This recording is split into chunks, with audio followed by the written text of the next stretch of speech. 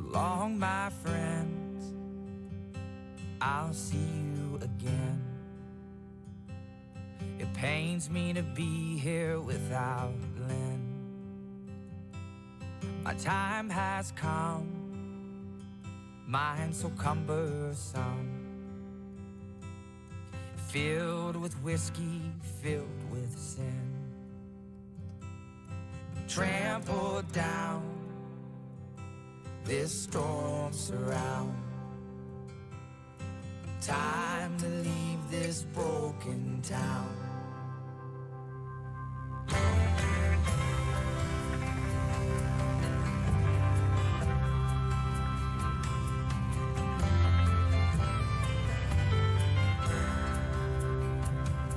So long, my folks, how the story goes. I can't look back from moving on. I'll take my time saying my goodbyes. I'm reminded of the times my father died. I flew just like a borrowed moon, gracefully to the dirt beneath, trampled down, this storm's around. It's time to leave. It's time to leave this broken town.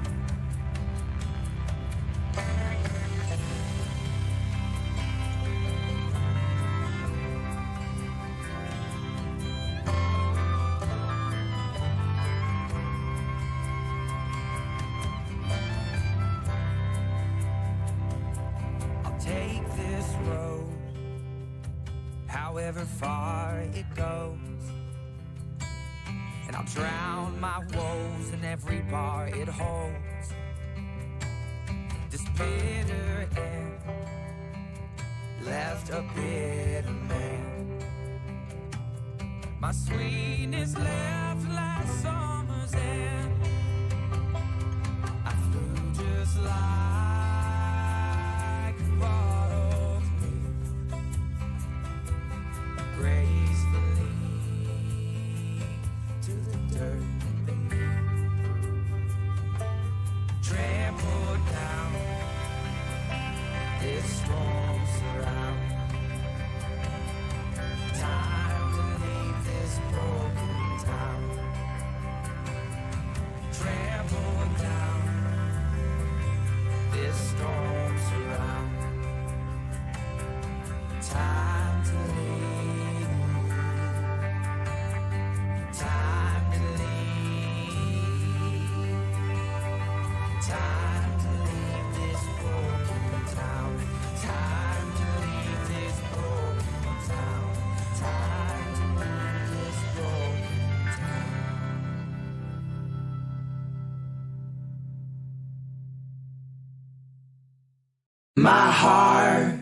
My heart, pumping all day long. Get me to morning when darkness comes. My heart, ooh.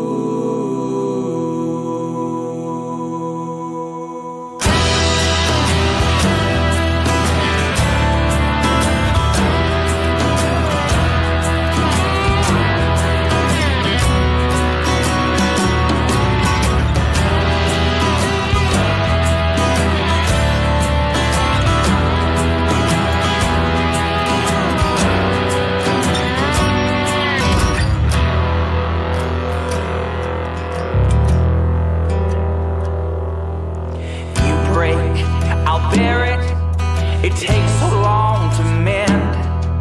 It's harder to lean on this shell of a man. You found love in the Lord, your family and your friends. Could you please pray for me that I can find the same within?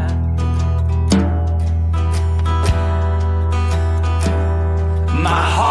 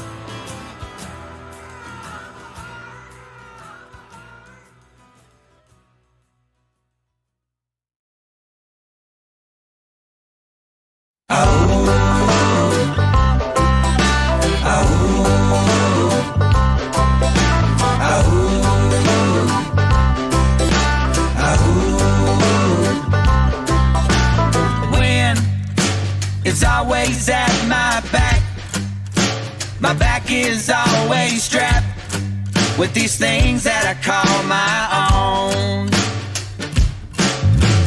Life, it isn't always grand, but when you finally take that stand, you become a man. You needed to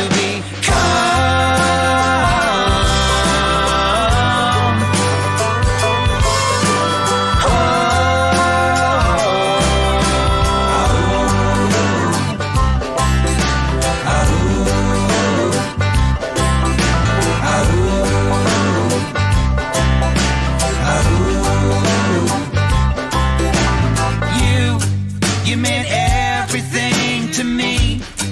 Why you left, I could not see. I guess people just do what they want. Yeah. Time, it goes faster every day, and my heart, it leads the way, while the future, it fades into a memory.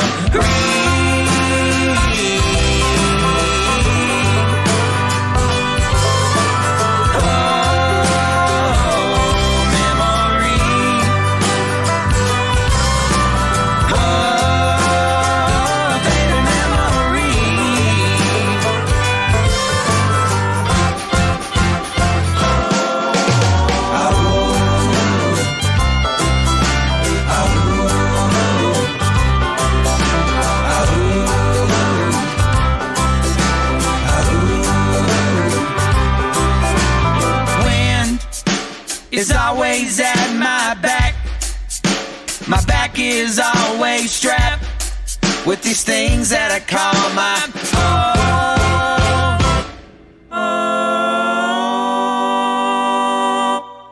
Sharing of biased and false news has become all too common on social media. More alarming, some media outlets publish these same fake stories without checking facts first. The sharing of biased and false news has become all too common on social media. More alarming, some media outlets publish these stories without checking facts first. Unfortunately, some members of the media use their platforms to push their own personal bias and agenda to control exactly what people think, and this is extremely dangerous to our democracy.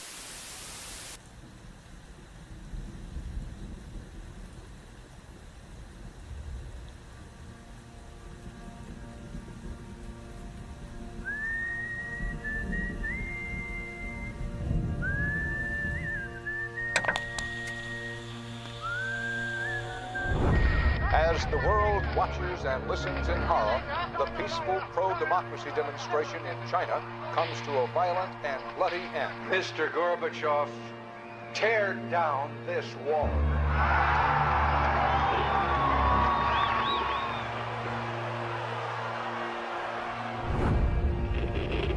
Wolves hiding nearby, whispering do or die around me.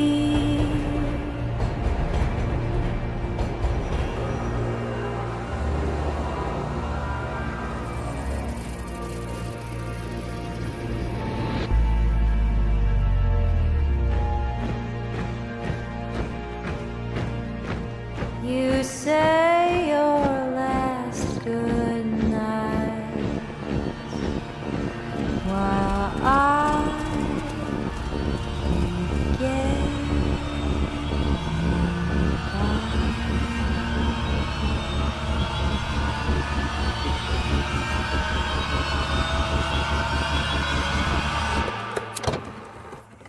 There is another very important phase of warfare. It has as its target not the body, but the mind of the enemy. The target of psychological warfare is against the enemy's mind.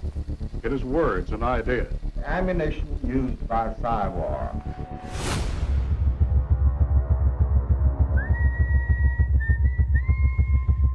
Its mission is to influence the thoughts of the enemy soldier, and at the same time is expected and encouraged to study foreign languages and the social sciences such as history, economics, and sociology. He must have a broad and sympathetic understanding of all phases of human experience. Gripping at my skin, the walls of night closing. But the use of this force as an integral part of combat has now taken on new form. As I wait to say my last goodbye.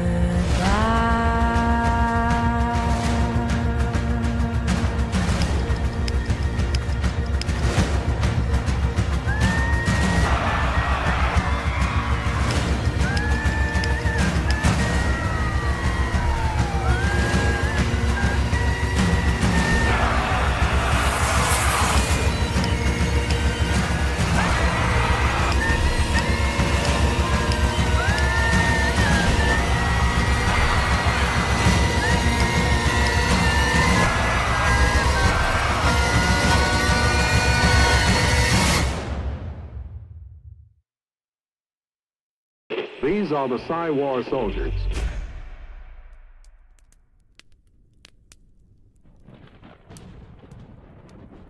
Caught Up is an echo chamber for content creators. Almost all content on this show, Caught Up, is created by citizen journalists. I share content created by citizen journalists whom I believe to be the best at finding facts buried deep into the abyss, or outlets whom I believe to be the best for verifiable information. We have to operate within their system, and we only have the information they allow us to have. These individuals who nerd out on fact-finding missions and then add their opinion to better inform me, to make the best choice for me, in this war of narratives is Resolute. This information war is a battle for your mind and ultimately compliance. Mainstream media would have you believe that an echo chamber promotes the spread of misleading information or fake news, thereby reinforcing one's confirmation bias. So, I am excited to share the content in hopes you will turn off mainstream media, whom I believe is just another version of entertainment. So again, welcome to Caught Up.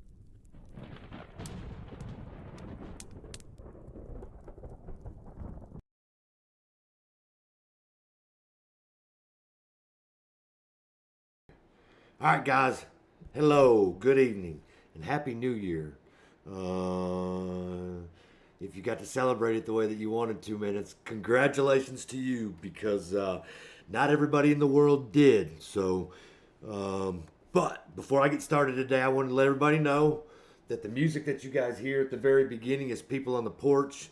The music that you hear at the very end is People on the Porch. You can find them on all types of social media out there, and their music is great and it's awesome. So, but I would like to get into tonight's show because I would like to talk about our local lawfare that goes on in our community, and how easy it is to get wrapped up into stuff, and how they try to keep you entrapped in it, and they do it for monetary reasons versus the right reasons. So I have a story, and I'm going to talk about it a little bit, but before I do that, I want to say this show usually carries on about current events. I usually share people who I think do their best to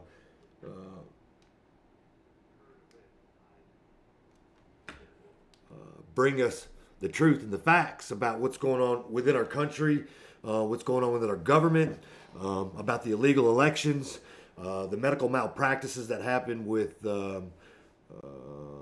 stuff like COVID, and this new garbage they got coming out right now in China, the HMPV thing, and maybe we're going to have new mask mandates and all that. And if you could listen to me and have any advice at all, I wouldn't wear a mask at all. I'd tell them stick it up their ass. But tonight's show's not about that. Tonight's show is about what's been going on with me over the last year, and how my county, Blount County, Tennessee, uses lawfare as a way to snatch and grab. And so I'm going to tell a story first, and then I'm going to get into what's happened over the last year with me, and exactly how things have been handled, how I believe they've been handled incorrectly, and all that other good stuff like that. So just kind of bear with me for a minute, but I'll get to the meats or the meat and potatoes of the story, but there's a little bit that goes on with it. So I have a daughter who passed away in 2020 with a glioblastoma. It was a rare brain cancer, and it was rough as hell in the family. Once she was diagnosed with it, we spent 2 weeks at Vanderbilt Hospital while they removed the tumor from her brain, and then we came home. From there, radiation treatments, chemotherapy, all kinds of dangerous medicines, all pharmaceutically based, all for profit. And none of them help heal the issue at hand. As a matter of fact, they did more harm than good.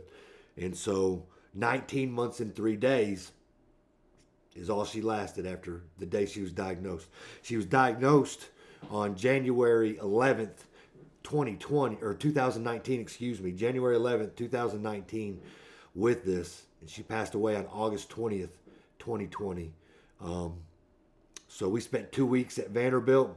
We took 5 trips to North Carolina, which was a Duke University, where they have an amazing cancer institute. All of the cancers, no matter what you got, whether it's brain, breast, prostate, liver, lung, whatever it is, they have a floor for each one, and so we spent some time there. And then last but not least, we went. I didn't get to go. Faith and her mother did, to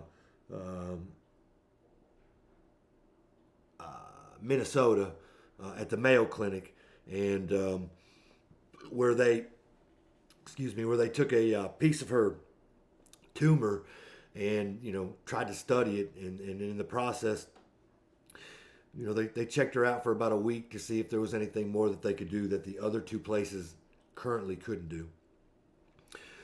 In the end, it didn't help one bit. I believe mostly that she may have lived a little longer had she stayed off the chemo and the radiation and all those nasty drugs that they pack you with. As we learned over time, there were better things that you could do. I don't know that they were cure-alls, but they weren't as harsh, the medicines. For example, marijuana, for those who don't like it, I don't know what to tell you, but CBD and hemp and marijuana and all that was far more healthier for her than any of the drugs that any of these doctors and hospitals were prescribing to her. And that's something else that we need to look into. It's probably for another show. But we need to get together and get this state of ours to prove it medically or recreational, so that you have the right to do it. And if you don't like marijuana, well, that's fine, because alcohol is legal, and if you don't like it, you don't have to buy it. But if you're ever in a position to try to save a loved one, I promise you, marijuana, RSO, all those things, the CBDs, the Delta 8s, everything else, are far more healthier than any of the pharmaceutical garbage that they gave us for the 19 months and 3 days. During the 19 months and 3 days, my significant other gave up her job and her career to take care of our daughter, and she watched her slowly die one day at a time. And during that process, it takes its toll on you mentally and physically, because first of all, it's your child, and you would do anything to try to save them. Anything. You go in debt, give it all up, whatever it is, and that's damn near what we did to try to save her. And it didn't work. And so fast forward for a couple years after she passed away, and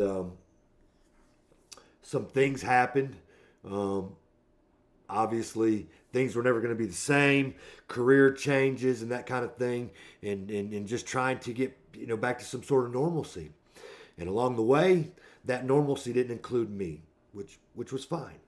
And so as I get into the meat and potatoes of the story, I'm not going to try to say names, but some of you that are listening who know me are going to know who I'm talking about, and then there are some that aren't going to know. But just know that this is an internal family matter that that went wrong. And so in 2023, when this individual decided that she was going to move on with her life, she wasn't going to include me. And so she left. And she left on the beginning of last year, and she didn't come home. And nothing I could do to change that would change that. And so as time went by, for 6 weeks, I did everything I could to try to change the direction of where this was going on. I know that this was hard, and but anyway, it didn't turn out well. So after 6 weeks, and several conversations and begging and pleading and everything else to try to restore some normalcy within the home, it didn't matter. But eventually, the law caught up to Brian Riley. And when the law caught up to Brian Riley, they issued me a temporary order of protection. An order of protection is a legal document that basically prevents you from having any contact with a certain individual that puts it on you. But usually there has to be some sort of incident for that to happen. So, for example, the Domestic Violence Act of 1997, when that was created, it basically states that you had to physically harm someone, wife, loved one, son, daughter, family member, mostly, someone living within the household or something like that. You know what I mean? Not kind of like it's not like a neighborly thing, but although it's growing. And so you had to physically harm somebody or threaten them in a way that that would make these things come to pass. And so when they caught up to me in the middle of February, and they presented this order of protection, what they did next was absolutely unconstitutional. They removed me from my home, and you're removed until you go to court. So for 6 weeks while I lived at home alone and no one would come back, then they show up and remove me from my home. Well, during the time that they remove you from your home, you can only take certain things. And on this document, it states, it's not like you can hurry up and pack half of your house and move out. That's not how it works. You basically take the clothes on your back and maybe a couple personal things and this, that, and the other. And then you take your opportunity to with your day in court. And so in my county, they like to postpone shit only when it benefits them. If it doesn't benefit them, then they want to hurry up and rush you through the system so that it's a scare tactic. It's what I call lawfare. It's pretty downright nasty. And I apologize if you're on YouTube and it seems to be buffering a little bit. If you go to rumble.com and you create an account, it's the opposite to YouTube. It's a free speech platform where you don't get censored, but you have to create an account just like it is on YouTube, and then you can watch this channel, Resolute Exposure, and the show Caught Up there, and there's really no delays during that. So, but anyway, back to the story. So as I'm being served the order of protection, and they tell me I have to leave my house, I'm like, wait a minute. The individual that's doing this hasn't been there for 6 weeks, and they basically tell me it doesn't matter. In the process of that the order of protection being served on you, you lose a bunch of your rights. You ever heard of the red flag laws? That kind of thing? It's similar, sort of all tied into it, just a little bit. And what it does is you lose your Second Amendment rights. You lose your First Amendment rights, your right to free speech, to communicate. And then you're not allowed a firearm, even though you've done nothing wrong yet. But this all happens until you go to court. And so you have to turn your firearm in either to the local authority or someone that you're not staying with so that you don't have access to it. And so as this stuff was happening to me and I was flabbergasted, I followed the law just exactly as they said. Turned over my firearm to my son and went and got an attorney. And so court date set for 2 weeks. 2 weeks shows up and of course it gets postponed.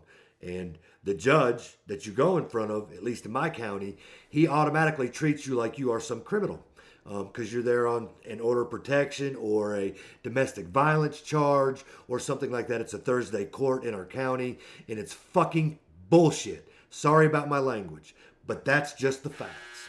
And so 2 weeks goes by, and of course it gets postponed. They ask if you get an attorney. Of course you say yes, and they set the case out again for 2 weeks. So 2 weeks shows up now. So now it's been a month since you've been home. It's been a month since you've had no contact. It's been a month since you've not been allowed to have your things. It's been a month since you've not allowed to have your firearm, if that's what you're into, those kinds of things. And so you go to court, and what do? They postpone it again. So now you're there with your attorney, and you're waiting to present your case before the judge, and gets postponed.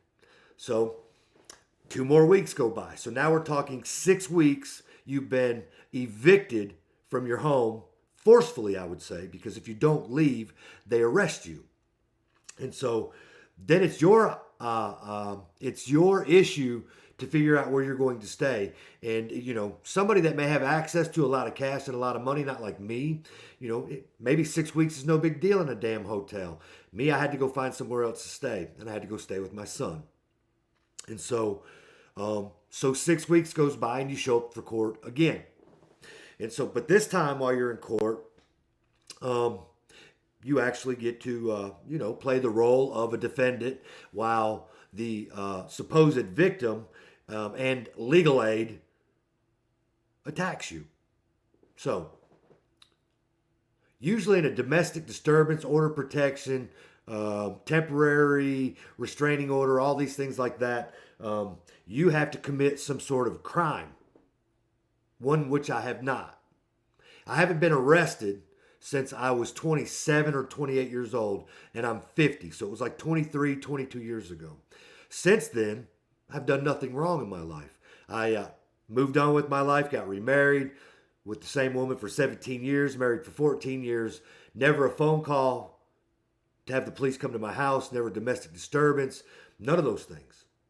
But on my 6 weeks of court, when you're there defending yourself and you're being treated as a criminal and you have a very good lawyer and you guys get on the stand.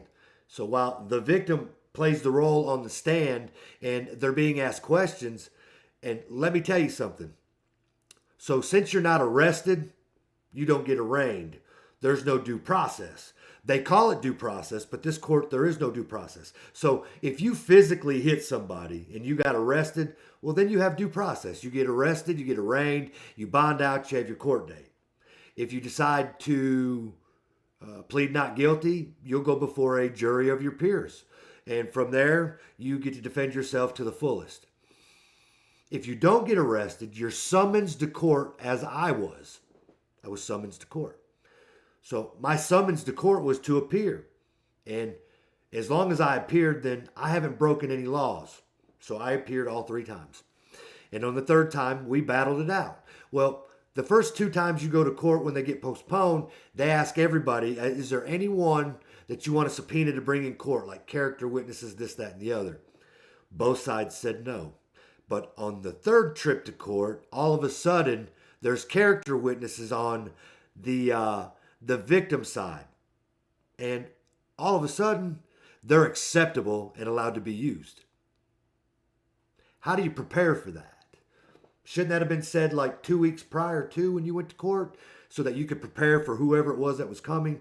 Your attorney gets the the summons that has the individual's name on it. You get to speak to your attorney about who the individual is, this, that, and the other. So you prepare yourself so that when that individual comes to court and they get on the stand, because that's what they do. They get on the stand and they make their statement. So in my case, the individual that took me to court, they went to the sheriff's department and they sat down and they wrote out a statement. And in the statement, they said things that they knew that a magistrate would sign off on a temporary order of protection, like I'm in fear for my life, may or may not have been hit, won't leave me alone, comes to the resident that I'm at, this, that, and the other, and so on and so forth. And so the individual sitting there, looking at that, okay, let's get this gentleman and let's just get him in court. Let's see what's going on. And I don't necessarily disagree with that process, except for the fact that when they knew that they hadn't been home in 6 weeks and they removed me from the home, so that she would have so that they would be allowed to return to the home. And so there again, it's a whole new process. And I'm trying to take my time because I don't want to miss any aspect of this, because as a community, this should concern everybody. To believe that someone could go to court, a relative of some sort, a close friend, someone that may live with you, sit down in front of a sheriff or an officer, write out a small statement, whether it's true or not true, and the next thing you know, you've lost your First and Second Amendments and you're summoned to court. Should not be allowed to happen that way. There should have to be some. So like if that person's in there doing that and the sheriff, they have access to who this individual is. Everybody has access to a computer nowadays, and the sheriff department damn sure does. So when they're looking things up and they see that this individual that they're talking about hasn't been in any trouble for 22 or 23 years. Not a single phone call. Nothing. Should question the truthfulness of what's on the statement. But because it's about the money, it doesn't matter. And so here we are. So we're in court 6 weeks after the summons was served on me. It's been postponed twice. We show up for court. Now we have character witnesses that weren't there. Had we known this, I could have filled the courtroom with character witnesses. People that said that they had never heard of anything like what was stated on the piece of paper. But I didn't do that because me and my attorney wasn't aware of that till we showed up in court on 6 weeks later on the day for this. And so you get your time on the stand. And so while the individual that claims that you've done something wrong gets on the stand and your attorney questions them, and during the questioning process, she answers the questions just exactly how we needed. Did you ever hit her? Nope. Is there any proof? Nope. Got no pictures? Nope. So you left because of an argument. Did you leave for 6 weeks? Yep. Did he try to get you to come back? Did you have contact with him? Yep. Did you go to birthday parties and take pictures as a family and all that together, right? Because this individual claimed they were scared and terrified. They were going to be hurt. But yet, the access for the 6 weeks that she was gone before the order was served, there was plenty of communication. So there's proof through text messages, there's proof through pictures, there's proof through testimony that these events that were written down on the statement didn't happen any of the way that was listed. So then it's my turn to get on the stand. And so while the individual before me is up there on the stand and they're asking questions and you got legal aid doing their part, my attorney doing their part, and the judge, who's supposed to be impartial to all this, they ask questions too. It's not how this works in our country. The 14th Amendment says that we are allowed due process. We are allowed to have life, liberty, and property. These things cannot be taken from you illegally, not by federal authorities or state authorities. And yet, my 14th Amendment was removed. So when it's my turn to get on the stand, They bring an officer out from out back who stands beside me while I'm asking questions. That's an intimidation factor. Only the judge could allow that to happen in his courtroom. There was no one standing there when the other individual was on the stand making their claims and statements and answering questions, and didn't have to look over to the right every time to see some cop who is fully decked out in his gear like he's going to tackle you, because while you're on the stand, you can, what do they call that? You can, you can say something that can get you in trouble. There's a better word for it. I apologize. I wish I had it, better off in my mind at the moment. But you can absolutely get in trouble on the stand just that way. So while you got Mr. Intimidator over there, over your shoulder, you got legal aid asking you questions, and they're hawking down your throat, this, that, and the other. And then before you get off the stand, the judge starts asking you questions. Again, this gentleman, who's supposed to be honorable and duly elected, is supposed to be impartial. He's not supposed to be a part of the process of the victim or supposed victim. And in this case, this victim was never a victim. This victim never called the police on me. This victim never had a domestic disturbance. This victim was never hit. This victim was never harmed in any way other than what normal married couples do in their lives, and they have issues, and they just have to learn how to do that. Arguments, plain and simple. So, at the end of our court on that very day, and after their character witness got up there and made it appear as though that I was some lunatic that scared her, well, this particular judge chose favor for the plaintiff. Even though, while you have her on the stand and you got her to admit to everything that you needed to, if you had a jury there who heard those very things come out of their mouth the way it was intended to, the case would have been thrown out. There would have been no such thing as an order of protection. So, court's over. The order of protection is served. So, I've been removed from my home for 6 weeks. And now I've been removed from my home for a year. No contact, can't go anywhere near, this, that, and the other, so on and so forth. Again, you lost your First Amendment rights, your freedom of speech, your right to communicate and express yourself. If you both go to church at the same place, you lost your right to religion. And you can no longer have your firearm in your possession or in your home, your new home, for any amount of time during that time, which is 1 year. So, while wasn't happy with the outcome, my attorney was devastated, never saw this going that way. We leave out of there with the understanding that this is the way that it's gone. So since February 23rd, 2024, I have yet to go back to my home. Not down the same street. I haven't been back there since.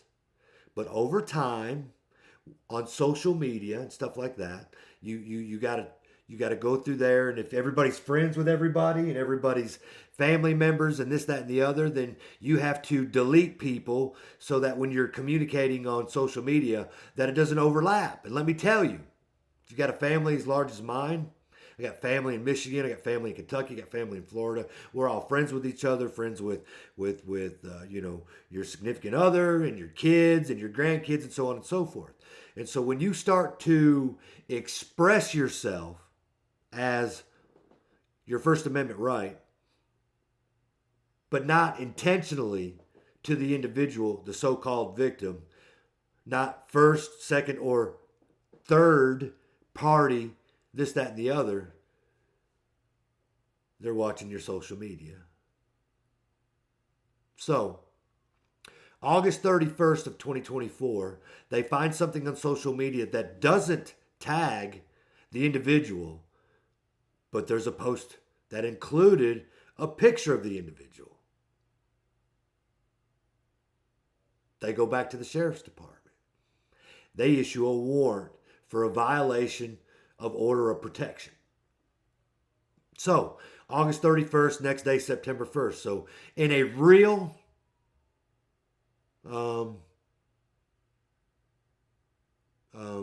legitimate, honorable court system, they would have served that warrant just as fast as they could. They didn't do that to me. They put mine in a basket. And they waited till the weekend before Christmas to serve the warrant. So we got August, September, October, November, December. A little over 3.5 months. 90 days, 100 days, something like that. They held on to this warrant.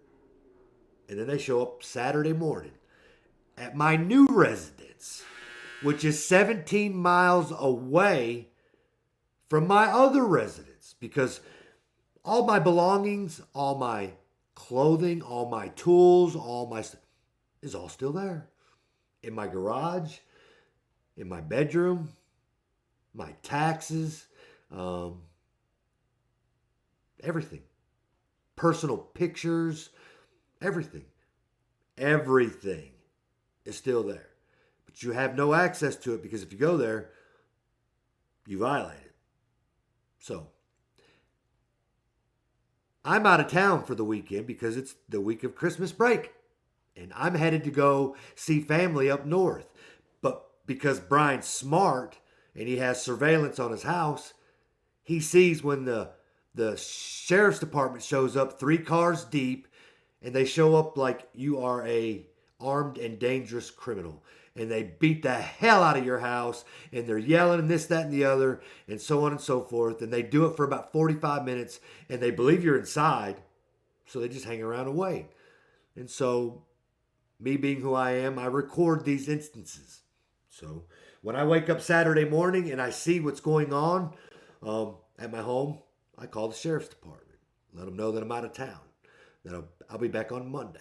And when I get there, I'll bring myself to the sheriff's department, turn myself in. Wasn't good enough. So 5 more times over the next 2 days, Saturday and Sunday, they show up at my place. And because they can't find me, these unprofessional sheriffs go to your neighbors, across the street to those neighbors, and they begin to make it appear as though that you are a dangerous criminal. And if you are seen, they are to immediately call the police, so they can come back up here and see what's going on. And so, 5 more times. So Monday morning at 5 o'clock in the morning, I turn myself into the county sheriff's department. I walk in there, tell them my name. They ask me why I'm here. I tell them I think I have a warrant for my arrest. They ask me for my birthday. They tell me to have a seat. A couple minutes later, they open the door, and they ask me to come back there with them. And they're like, we don't get this type of attention like this. Usually we're going to somebody's house, doing whatever the case may be, trying to figure out where they are. They're chasing them down. So it's kind of like I got to turn myself in on my own terms. I got the feeling that I was going to be, drug out of my home, handcuffed on the ground, because I was this dangerous criminal that was on the run and from a... hang on one second, guys.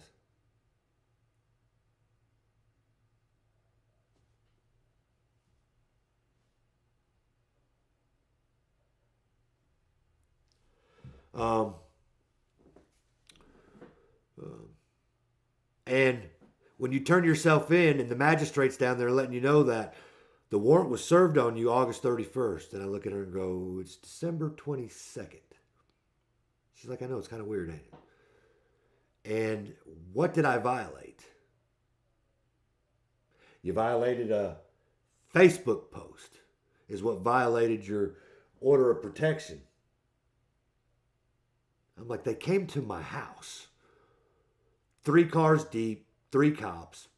They terrorize my neighbors and make them believe I'm some hardened criminal. My uncle, who lives just down the road, they go to his house, and because he's nice, he lets them in and they search his home. They let him know that if you just tell Brian to turn himself in, he'll only sit in jail for 2 hours. He can bond out, and tell him to stop running. It's going to be harder on him if he continues to run. But I already called the sheriff's department and let them know that I was out of town. I was out of state. I'd turn around and come back. And it didn't matter. So, while I'm there with the magistrate, she said, you're probably going to be a little upset because the hold for you is 12 hours. So I get there at 5 o'clock in the morning. I look at her and tell you, I'm not mad because, 20-some years ago, it was an all-day event to get booked, arraigned, bond out. It was like 7 to 10 hours you were in there. And so I just assumed I'd be there all day, so I wasn't mad. But the officers that came to my uncle's house lied. They said 2 hours you bond out. And no bonding out in 2 hours. I did bond out in 2 hours. My bail was posted by 7 o'clock in the morning, but I had to sit there till 5 o'clock in the evening. And then a new law that came out in Tennessee in July 1st, where 12-hour hold, there's this thing called pretrial bond. And so you sign a piece of paper stating that once you bond out, you'll put on an ankle bracelet. From there, you go to a probation officer. Now, you haven't been before a judge. You haven't pleaded out yet or anything. You've just bonded out of jail. So in real terms, real people, real lives, when you go to jail and you bond out, let's say you got a public intoxication. Your bond's $50. You pay the bond, a couple hours later, you're out of jail. So at 7:30, 8 o'clock, when I paid the bond, or when the bond was paid for me, I had to stay there until 5 o'clock. But I had to go to a probation officer the next day, and I had an ankle monitor put on me. So my bond to get out on a violation was $238. No big deal, right? But guess what the ankle monitor costs? You have to pay for it before they'll let you leave. It's $500. It's $300 for the monitor, $100 processing fee, and $100 installation fee, because everybody's got their fucking hand out, right? So instead of $238 and walking out the door in a couple hours, it was $738, and then you have to sit there for 12, and then the next open business day, you have to go to a probation officer, because it's called a pre-trial bond. And it's only done for domestic issues. So like order protections, restraining orders, what else is there? Domestic violence, that kind of stuff. You know what I mean? So to get out of jail, you agree to that. But when I asked the correction officers that are in the intake and said, when you bond out, technically you should be allowed to leave. And they're like, technically you should, but you can't without the ankle monitor. So like if I had gotten a DUI, I could have bonded out and walked right out. No ankle monitor. If I gotten a fight with somebody at the bar, assault charge, bond out, no ankle monitor, no pretrial bond. So Brian shows up Monday morning, which is after Christmas. I go see this probation officer. And so first things first, it's $20. They want it right off the bat. And then they look at you and tell you every evil thing that they can figure out. You are a piece of shit. And if you do this and you do that, I have no contempt for you. I'll put you in jail. Don't insult my intelligence. This, that, and the other. I'll violate you. And you're like, wait a minute. I bonded out. I haven't been to court. I haven't pleaded guilty or not guilty. I'm not on probation. But because you signed a pretrial bond to get out of jail, and in that pretrial bond that you signed, guess what's in that thing? You'll not do any drugs. You won't drink. You won't be in a restaurant that's got a bar. Blah, blah, blah, this, that, and the other. They put all these stipulations on you. And so as soon as I get there and sit down and talk to them, they give Brian a drug test. And Brian fails the drug test for alcohol because on Christmas, Brian had a couple glasses of wine with his dinner. Not a heavy drinker, social drinker, just, not a drinker at all, really, but like a little bit of wine from time to time, and I like a little bit of, my favorite is Johnny Walker Blue Label Scotch. It's a little out of my price range, and Crown Royal, but I sip that at home. I don't go to bars. I don't frequent any bars. I haven't been to bars as just to be going to bars since I was in my 20s. I had a family, kids, now I got grandkids. I had a family.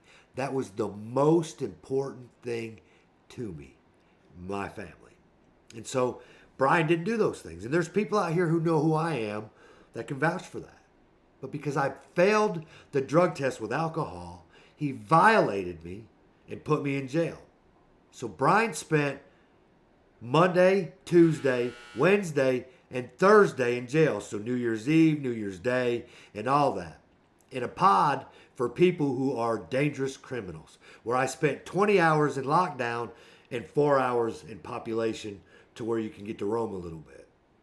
Now, mind you, I haven't been arrested in 22 or 23 years. I've been a model citizen. I was a football coach for the youth. I have a church. I've done things like vacation Bible school. I've taught Sunday school, choir, whatever was needed of me, I did it. You know what I mean? Generally a good guy unless you piss me off and you don't do the right thing. And you try to treat me like I'm some piece of garbage. Then you might see a side of Brian that maybe doesn't reflect those things. And with that dude's little itty bitty file that he had there, that little file he's got, and they got my picture from, 1997 or 2001, whatever it was, because that was the last current picture that they had of me. And here's the other kicker. Where I work, they know. Where my old house was, they know. Where I moved to with my son, they know. But somehow they ended up at my ex-wife's address. And they sent police there and mail there and all this other stuff like I lived there. Because they went by something that happened 22 or 23 years ago. So if you did your crime and you did your time and it can't be used or held against you again, then why, when they're searching for you so heavily, do they go all the way back to that and use those as references to try to find you? Again, probably not constitutional. They may say it's an investigation and they can do that, but with the right attorney, I would think that maybe you could argue that right out of court. But that's what they did. So I spent 4 days in jail as a hardened criminal, a violent guy, over a Facebook post that they looked for. So Thursday, you go to court. But you don't go to court like in the courtroom because you're in the detention center. So you Zoom. Because ever since COVID, because people are so scared of a cough or a sneeze or a fart, in these instances, everybody Zooms. Everybody's working from home. They're scared of the air they breathe. They believe everything they see on the damn TV. And they think that your local authorities are there for you. My local authorities, the sheriff's department, are, with the exception of a few that I know, the rest of them are absolutely unprofessional.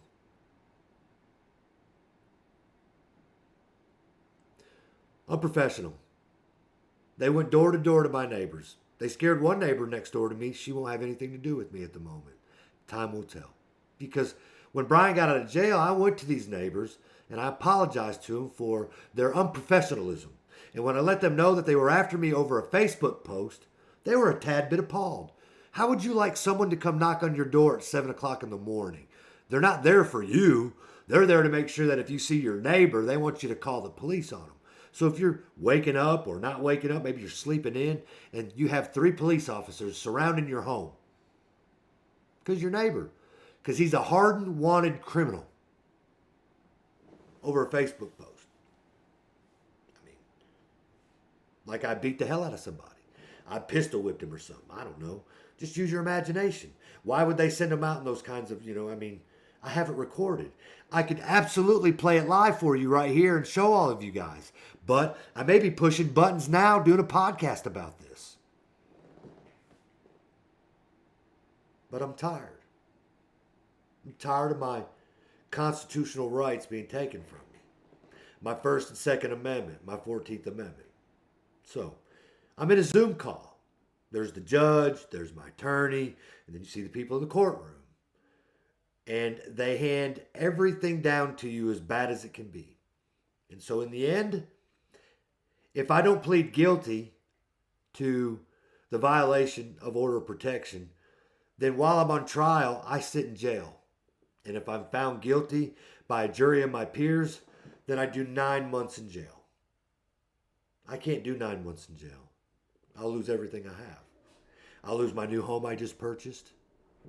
I'll lose my job that I've had for 7 years. Probably some family members. You know, you have to depend on people on the outside to do things for you so that you can survive while you're there on the inside, because they do all kinds of things, you know. And so while they're throwing all of this at you and your attorney talk, and so I don't have the money to fight this way. I've already spent thousands of dollars on an attorney, purchasing a home and putting it on the other side of town. I'm 6 miles from Seymour. And so I plead guilty. I get 1129 probated, and I'm allowed to be released from jail. And so it takes a little bit of time. So 2 o'clock, this is when this happens. And by the time I get out of jail, it's 7 o'clock. And so I call somebody to come get me a ride because I had my car taken home. And after court on Thursday, this individual that claims I've done all these things to them, decides that while I'm incarcerated, they come to my new home and they take my vehicle. They stole it. So when I get home, the individual that picked me up to bring me home drops me off. I have no car. I've had the same car for many years. But not now. Because I have the surveillance that I do on my home. I look it up, and it's at 3 o'clock on Thursday, meaning it's an hour after our court date. And they knew that I was incarcerated. They knew that they couldn't be stopped. And they drove all the way to my new home, entered on my new property, and they took a vehicle that was as much theirs as it is mine. But the problem is, they have a vehicle, and so do I. So, Friday morning, I have to be at the probation. Same guy that violated me a week earlier. But I don't have a car. So now I got to depend on somebody to pick me up, take me there. I got to be there before 9 and start the process all over again. Cost me, because when I went to jail when he violated me, they cut the ankle monitor off. That was $500. And when I agreed to get out of jail, I agreed to wear an ankle monitor for a whole nother year, and it cost me another $500. So in a week, it was $1,000. And the monitor's $300 a month for 12 months. Do the math. It's all about the money. It has nothing to do with anyone's safety. They don't care. As long as they get their money, they don't care. They get their money and I stay away, they don't care. That's all they want. So I ponied up another $500. That's twice now in a week, to get the ankle monitor on. Then I had to sit in front of this probation officer who verbally abused me all over again, trying to use a scare tactic. I'm 50 and he's 40. And to make you feel like you're a piece of shit. Now, he may sit in front of a lot of people that are exactly that. People who are wife abusers and, domestic violence and, alcoholism and hard drug users and, career criminals. But not me.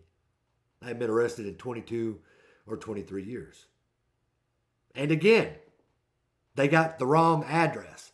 And so when I give him the new address, the one I've been living at now for a little over a month, I moved in here on December 5th when it all finally got finished. He tells me that if my ankle monitor gives him any trouble, like Wi-Fi, GPS type thing, I have to move. And so I explained to him, I just bought this place, and he tells me he don't care. If it doesn't work out here, you got to move. So now, I've had my car stolen from me. I got an ankle monitor on me. I got some young ass probation officer who's got little fucking man syndrome.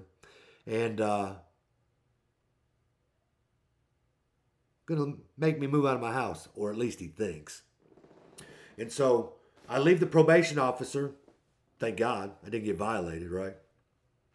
And I go to the courthouse and I ask questions about my car. And the sheriff there is like, yeah, they can do that. And I'm like, they had the order of protection put against me, but they went way the hell out of their way to come to my house, my property, to take my car. Is that not a violation? Yes, it is. But that particular cop said, no, it's not. It's community property. She's got it out on you. You don't have one on her, and you just got to stay away. It's a civil issue. Either file for divorce or take her to court, something like that, and try to get your car back.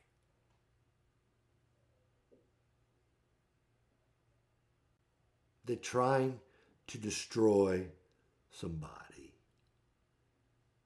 First of all, the unconstitutional measures that they used.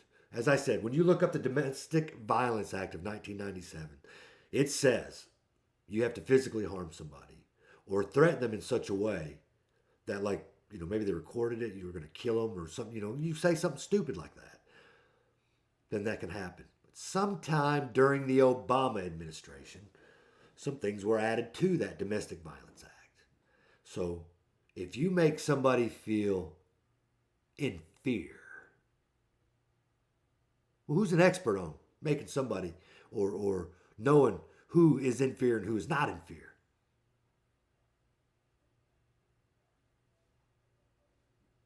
I don't know. I mean, I've heard plenty of stories from a lot of people over my lifetime, and I can tell you some of the stories I heard were lies. They made it out sound like that they were in danger, and they were the whole reason for that.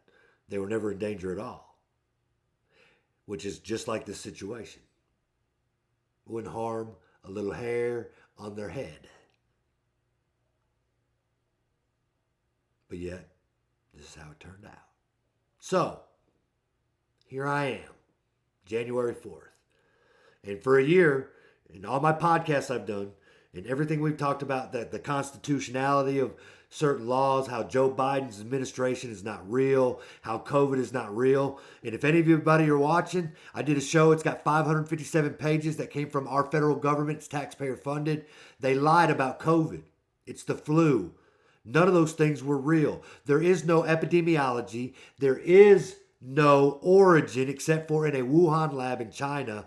And this report goes through it strategically in ways I've never seen.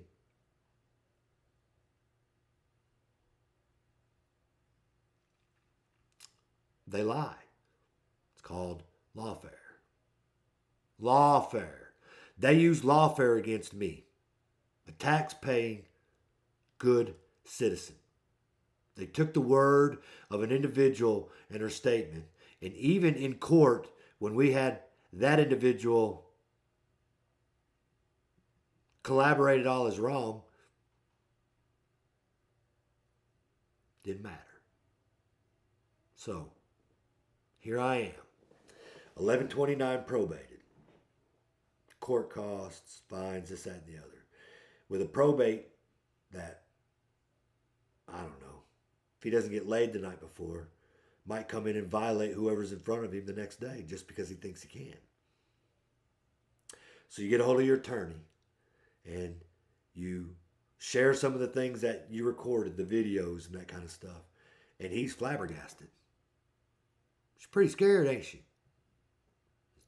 So scared that when they knew I was incarcerated, they came to my home and took something that we share but wasn't technically theirs. So the sheriff's department won't do anything. Lawyer will. You know, there's a second part to this, but I haven't completed it yet. But the point I'm trying to get out to people today is these laws should not be on the books. This ankle monitor that I have to wear is not a law that was put into the books by legislation. It's a money thing for certain counties. It's put on you in the probation center in which you got to go to. And every time that you go there, they can calibrate it and this, that, and the other. And every time they touch it, it's another new charge. So we have 15 to 20 people working in this probation center. Half of them are useless jobs, but they have to find the way to make the money to support the positions in which they have. So they create things. Pre-trial bond. Has anybody ever heard of bonding out, signing a piece of paper saying that you got to go to the probation officer before you ever step foot in court? Blount County, you do. Don't know how legal it is. These are mandates or edicts or whatever little word you want to label them on that they're allowed to use. I get the opinion that they try to make it sound like it's as legal as it is, but if you had the money to fight that, you would find out that in the end when you won, that none of it was legal. First of all, no one should be allowed to go sit at the sheriff's department and tell a story on a piece of paper without proof. They should have asked the individual, did you leave? Yep. How long you been gone? 6 weeks. Well, we're going to get him in court to find out what's going on, but we're not going to make him leave his home because you've already been gone for 6 weeks. Now, in this case, they removed me from my home and they gave it back to her. Now, imagine this. Let's say you want to get a divorce from an individual, but you don't have the money to do so. So you create a story and you get an order of protection or a restraining order put against them, and then it holds for a year. You've lost everything you owned for a year. Unless you work it out with an attorney where they get the law involved, that you go back and retrieve your stuff on one day, they show up with you, and you got to hurry up and get as much as you can or what they allow you to have in that instance. How's that legal? As I said, if you beat the hell out of your wife, then you deserve that. You deserve to sit in jail. You deserve not to have your stuff unless it's done the way that they said it, because you were found to be at fault. But that meant there was a physical altercation. There was some sort of damage to property or person. There was something like that done. But in my case, that didn't happen at all. But in my case, I was treated as I did just those things, and I was violent. So, somehow, we need to get together as a community, whatever community that you live in, and you need to find out what's going on in your local judgeships. What's going on inside these courtrooms. My courtroom, you're not allowed to bring a cell phone. You know why? They don't want people recording the shit that the judge and them are doing. Because if that got out and got on YouTube, it's going to create a disturbance.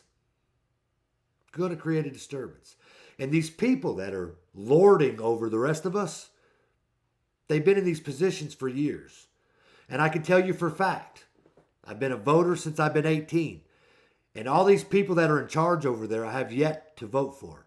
Never once. I don't know anyone that has voted for any of them. I don't want to give their names out because I don't want somebody to come knocking on my door tomorrow and claim that I violated something else. Because I'm telling my story. I have the right to free speech, to self-expression. That's a God-given right. That's not a man-given right. That means there is no judge, no sheriff, there is no human that can remove that from me. Only God himself.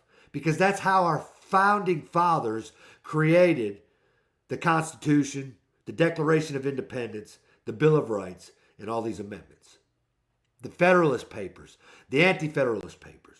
These are things that are no longer being taught in our education system, in our public education, so that when these kids come out of high school and they're not going to college, that they have some foreknowledge of what their rights are. What their rights are. We have the right to due process. I wasn't given that right in the very beginning. I waived that right yesterday so that I didn't spend 9 months in jail. But it's not over. And I can't hold it in anymore. It's absolutely wrong. And the community needs to get involved, because the more that we stand together in a group, we outnumber them hundreds to one. And I'm not saying we're supposed to go start some war with your local sheriff's department and, all the judges in there. Not on a, physical or kinetic level. But in a way where there's petitions and there's things filed legally and lawfully, the right way, the correct way. So that there has to be fact and not suspicion.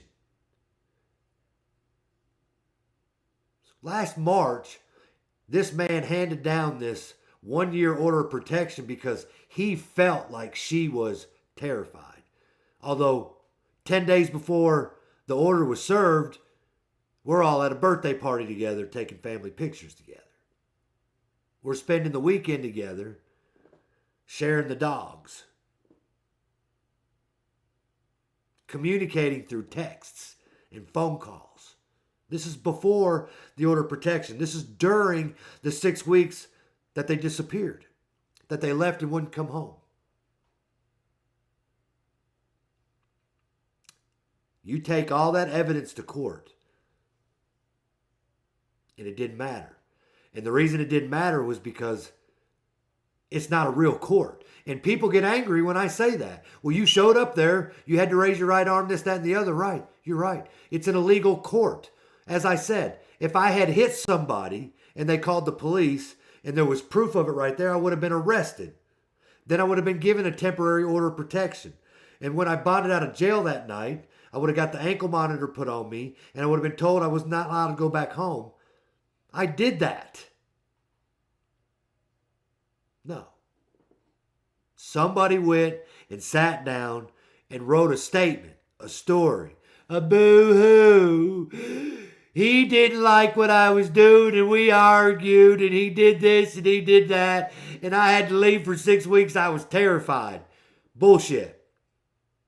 You left for 6 weeks because what you was doing was wrong and you weren't strong enough to make your argument stick. And so you left. You went to a family member's. You had a place to lay down, relax. But when you decided to find out how much the economy was going to cost you to get a new place, electric, water, it was twice as much as the place that we live in. And you can't afford that. Can't afford a divorce because it gets drawn out for a little while. And then there's assets. And there's all these other things that you got to negotiate in order to make the divorce become final. So how do you get everything that you want, don't have to file for divorce, and then you don't have to communicate with the individual? You go sit down in the damn sheriff's department and you make up a story. And that should terrify the living hell out of everybody. To think your significant other, your son or daughter, your aunt or uncle, or someone that you got living with you. Can you imagine? You had a friend that was on hard times. You let him stay with you. Guys get in an argument. They call the police. They have an order of protection put against you. Or they go to the sheriff's department and they write a statement and they remove you from your home while the individual's in your home who you allowed to stay. Until you go to court. And like in my case, it took 6 weeks. So that meant for 6 weeks, this individual would have access to your home that you don't. And so then if you get caught going over there, even though it's your home, not the individual, then you violate the temporary order of protection, and everything starts to roll downhill.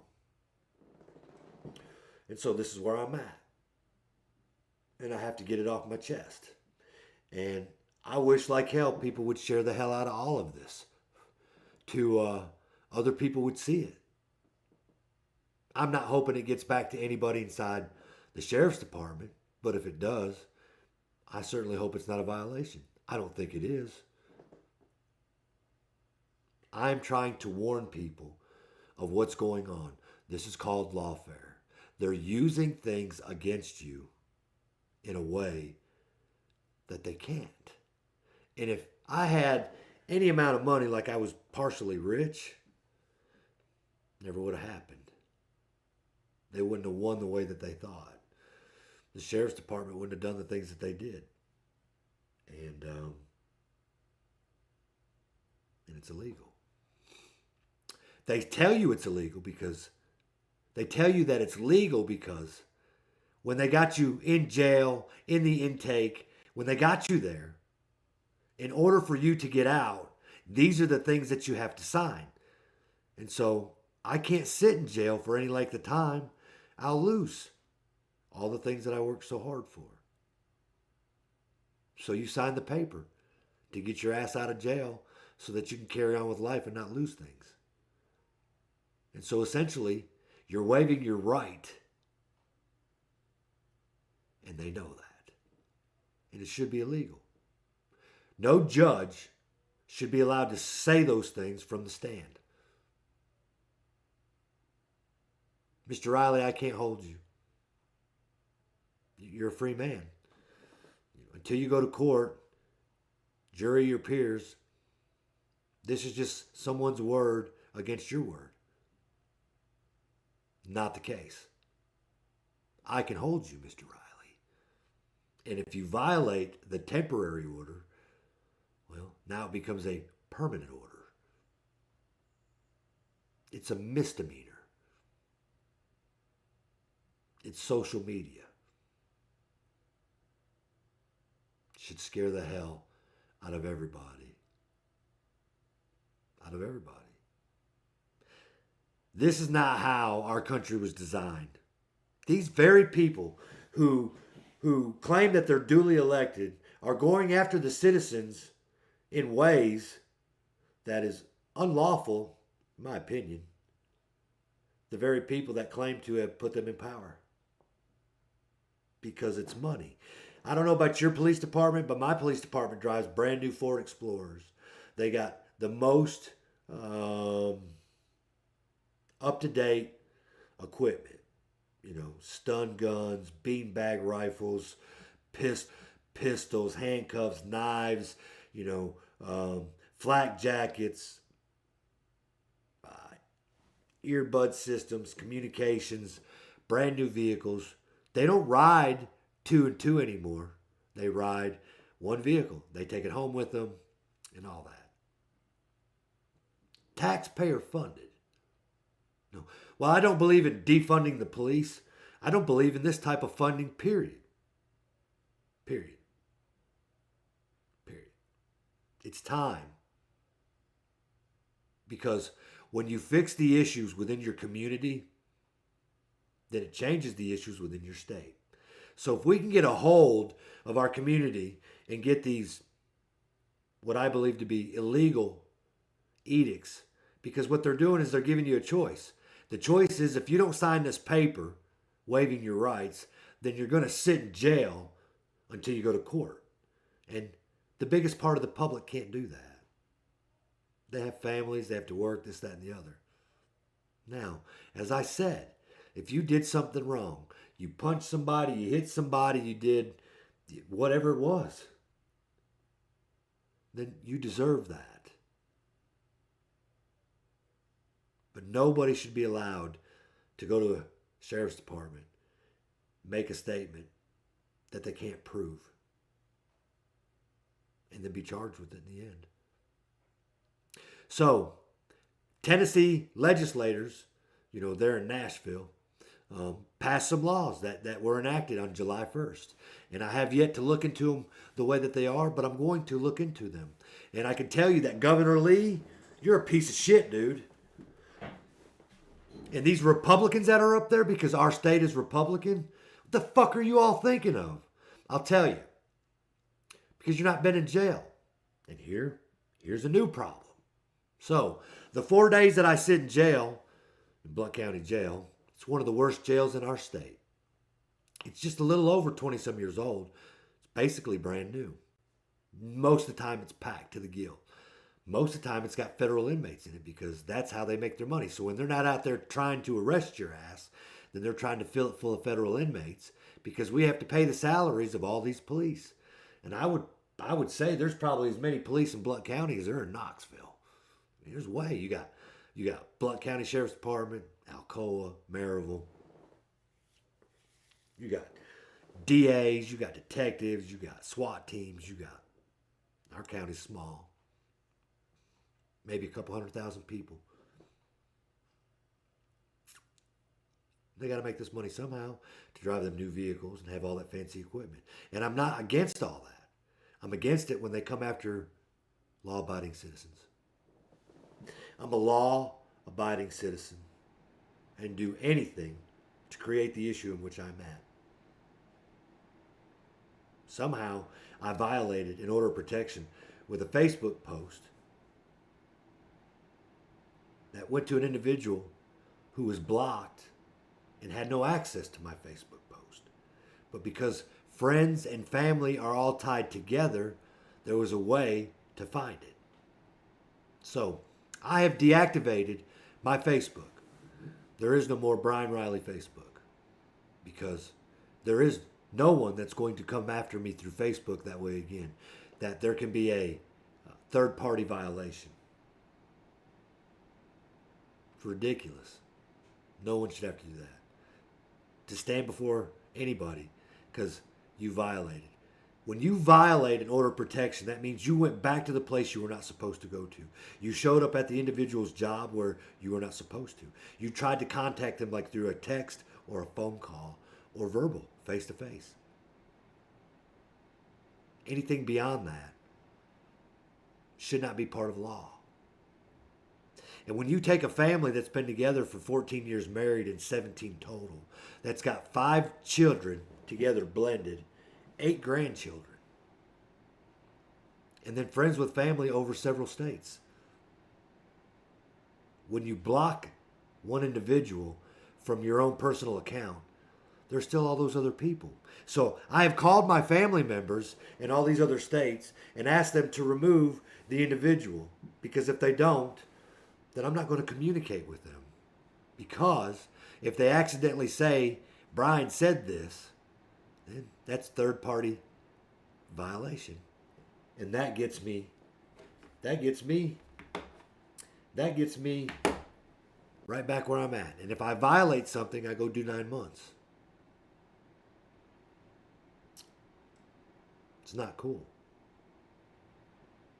It is not what these things were intended for.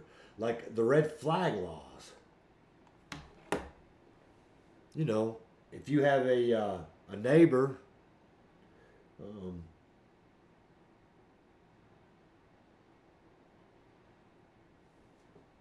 sorry guys, I'm just watching my surveillance. If you have a neighbor who is out of sorts or something, and you call the police on him, and they think that he might be a little wonky, then they just start removing his rights from him. Long before he ever goes to court, where those things are supposed to be done legally.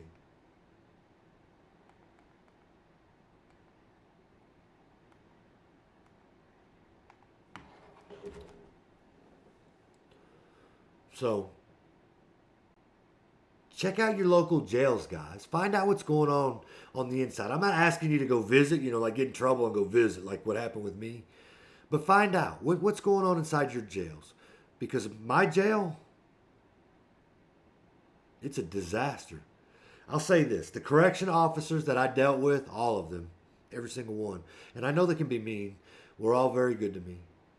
And the 3 officers that detained me at the probation office, they were good to me. They handcuffed me. They were gentle to me on putting me in the car. They knew that I was 50. They know that my leg doesn't work well. I cooperated. I didn't argue, fight.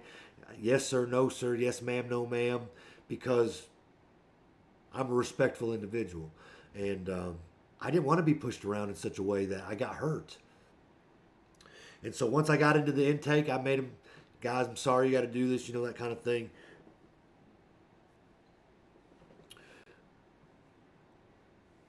I was trying to be as less combative as I could because these guys didn't create this. That wasn't their issue. The sheriff's department, honestly, it's probably not theirs, but how they handle themselves. If you have a sheriff's department that shows up at your place looking for you because they got a warrant and they show up 3 cars deep and many, many people,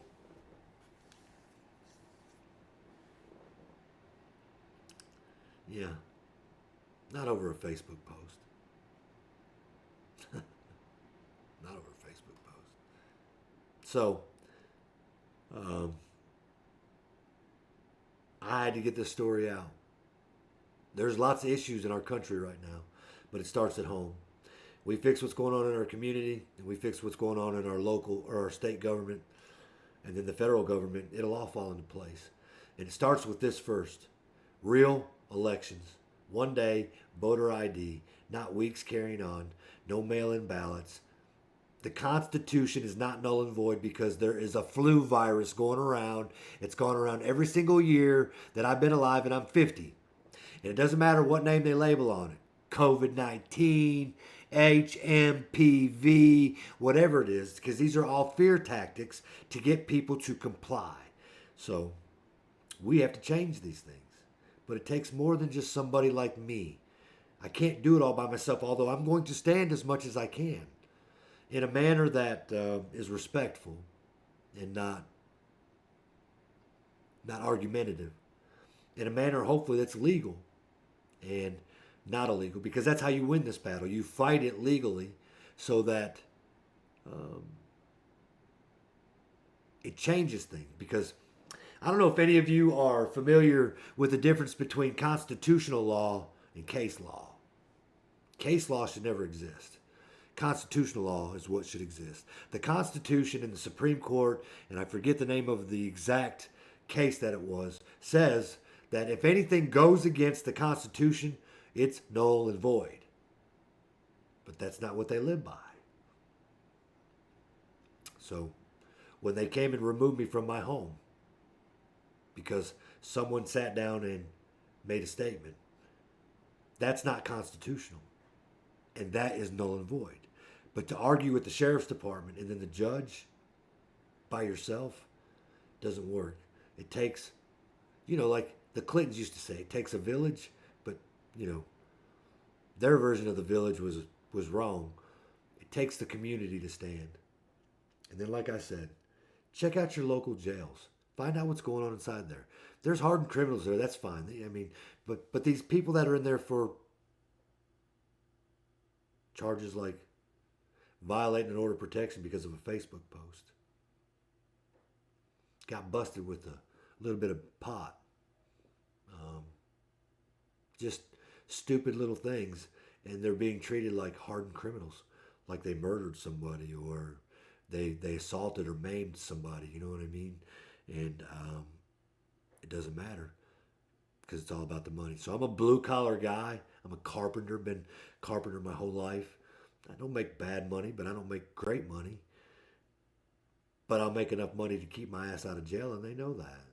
And as long as they can keep people like me in the system, then it promotes what's going on, and it absolutely allows them to carry on the way that they do and have the access that they got. It would have been nice when the cops showed all the cops showed up and they were on horses and they had rubber band guns instead of pistols, because we said you're not allowed to have it that way.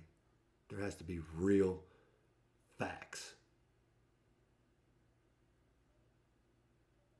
Makes no sense to me. So that's my rant. It's been an hour and a half. But my show, Caught Up, deals with all kinds of stuff. Deals with stuff like this.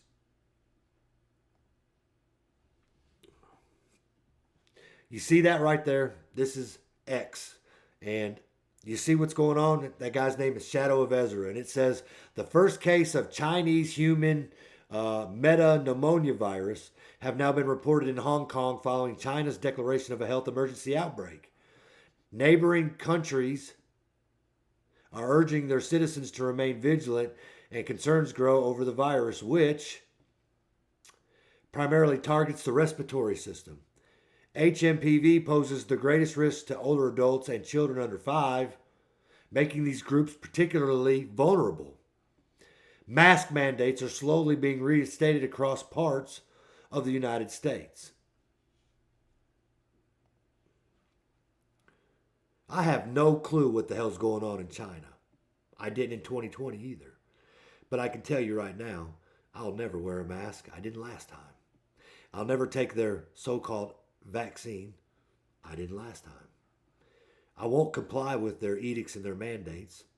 I didn't last time. And that makes me a legal, lawful citizen. Because all those things that they threw at us within our community, the health department, your local health department, was allowed to hand out mandates that affected the whole community. Social distance, wear masks, shelter in place. Funny, Trump just won again, and if you ask me, and many people have asked me, it wasn't a legal election, but there were so many people, the mandate was there that they didn't know how to get around it. Because when the so-called Biden administration won, it took months. It took from November 5th to basically January 6th. There's another thing. While I was in there, I met an individual who was at the Capitol on January 6th, who never entered, just was part of the crowd that was there on the property, doing what he was allowed to do. We are allowed to, what do they call that? Express ourselves and show up in an assembly. Not talking about the ones that created issues that went inside, but there was a whole lot of people that went inside that didn't do anything wrong. They just walked through the Capitol. The Capitol building does not belong to Nancy Pelosi and all those people that are in there. That building belongs to the tax-paying citizens of the United States. And so the things that they did to create that narrative where it looked like that Donald Trump had all these people there to rush themselves inside that building, it's not true. That's what the media wanted you to believe. That's what the local authorities want you to believe. It's what the FBI and them want you to believe. So this individual comes back from the J6 and he comes back home to Maryville. A few days later, he gets picked up by the FBI.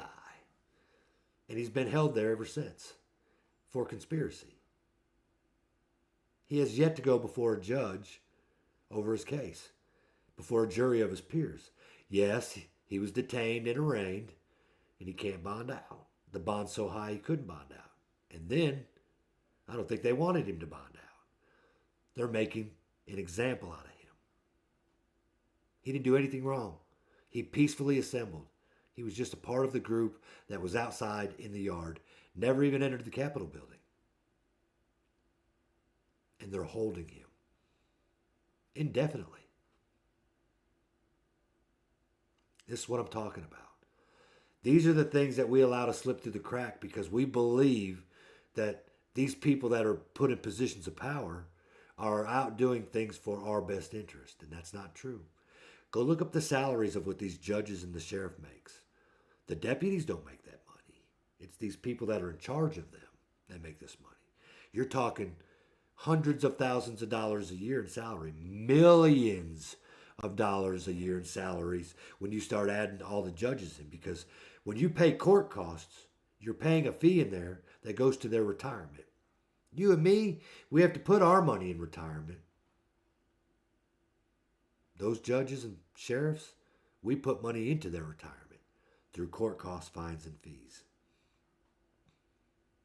There's chances that you went to court and you had to pay legal aid for the individual that you battled court against.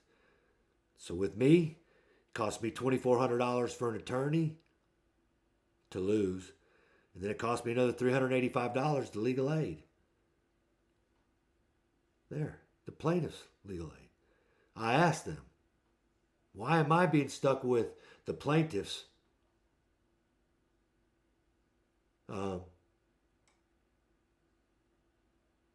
finances? And they said, because you lost. So I paid for mine and theirs. How is that legal? I don't know. I didn't agree to that when I lost. I didn't agree to losing. As a matter of fact, I walked out of there knowing that they will never define me. I'm telling you today, they'll never define me. They will never define me. I'm a good person. And no matter what they say, do, or try to do to me, that'll never change that. And so we as a community need to reach out, pay attention to what's going on in our local law enforcement, pay attention to what's going on in the judicial system within our courthouse, pay attention to what inmates are coming in and out of our facilities, because we taxpayers fund all of that. All of that.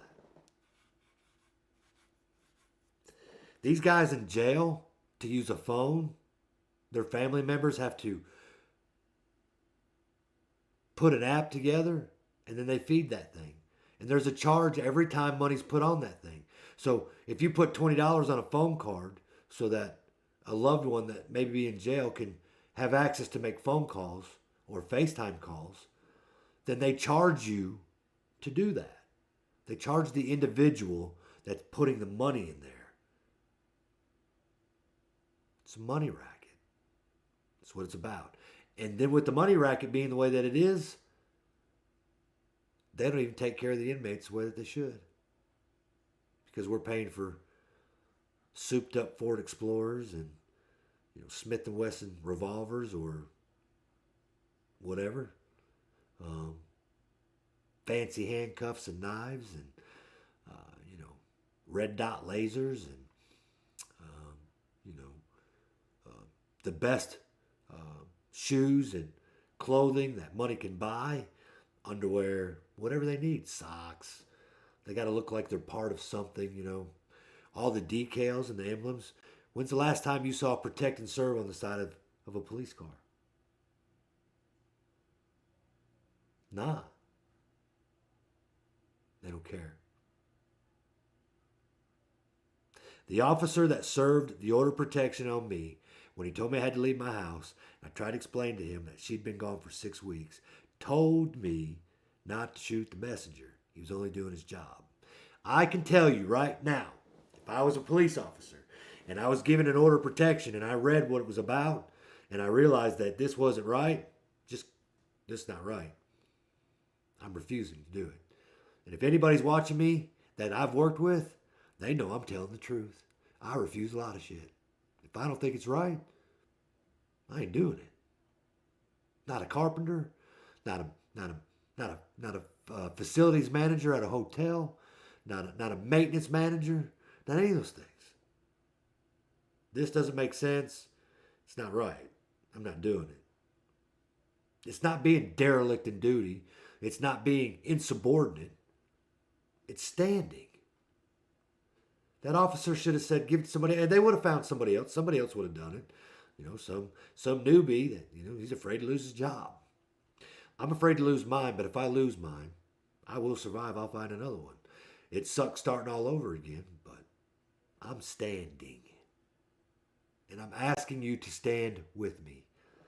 I'm asking you to pay attention to what's going on in your local sheriff's department, to pay attention to what's going on in your local judicial system, to pay attention to what's going on in the jail system that they got going on, to pay attention to their appearance, their attitudes, this, that, and the other.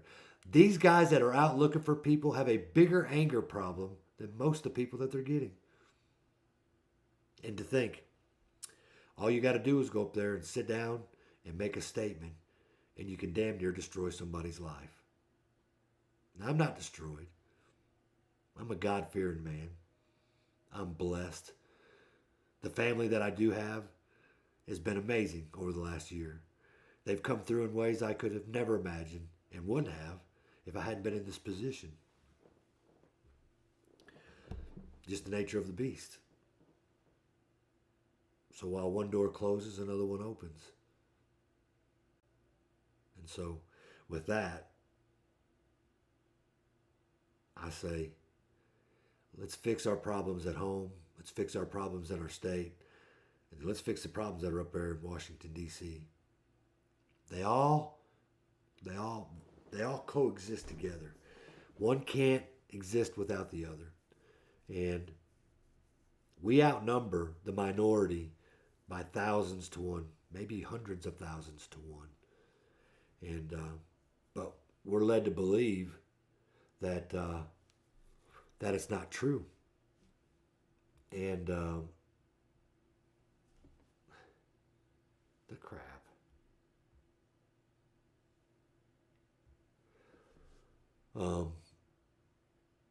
But it is. Our government and our local judiciary system is running illegally. The biggest part of it is. I'm not saying it all is, but the biggest part of it is. And if there's not enough convicts in the jail, if there's not enough crime going on, then they're going to come after you. Maybe not in any way. I never saw this coming in my life.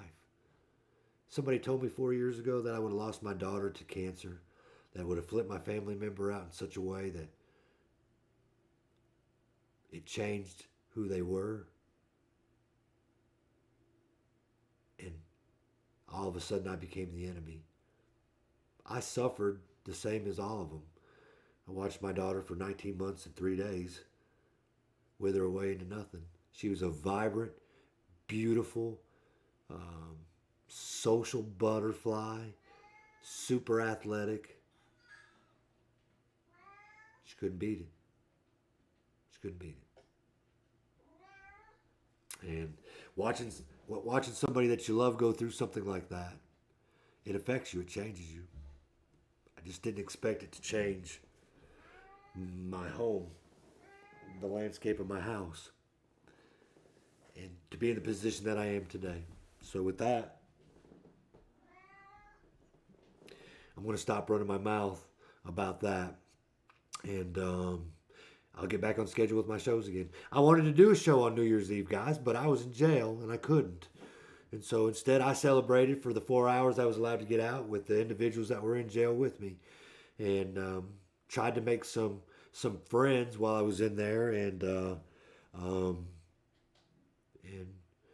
going to do my part to maybe add a little money to their phone cards, because I watched the struggle that they went through, because they've been in there for a long time.